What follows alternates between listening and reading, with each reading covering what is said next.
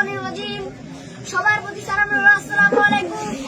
আমাদের মাঝে উপস্থিত রয়েছেন আমার প্রিয় মোহাম্মদ বাবুল হাসান ভাই, এবং কি আমার সামনে উপস্থিত আছেন মোহাম্মদ রুহুল ভাই, এবং কি আমাদের জুনিয়র দলের সুপারস্টার দলের সভাপতি আছেন মোহাম্মদ মেরাজউদ্দিন কাকা, আরো আছেন জুনিয়র সুপারস্টার দলের সহ সভাপতি মোহাম্মদ রাহিম হাসান, এবং কি আমাদের জুনিয়র দলের সেক্রেটারি মোহাম্মদ শরীফ হাসান, তিনিও উপস্থিত আছেন।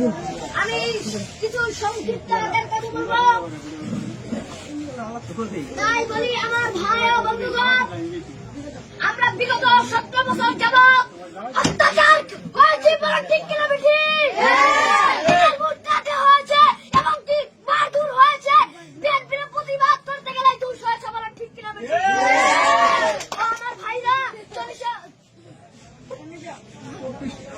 24-এর গণঅভ্যুত্থানের ছাত্র ভাইদের, শহীদের, আবু সাঈদের রক্তের বিনিময়ে, মুগ্ধ মায়ের রক্তের বিনিময়ে আমরা এই সবুজ বাংলাদেশকে আবার ফিরে পেয়েছি, বলেন ঠিক কিনা বেশি।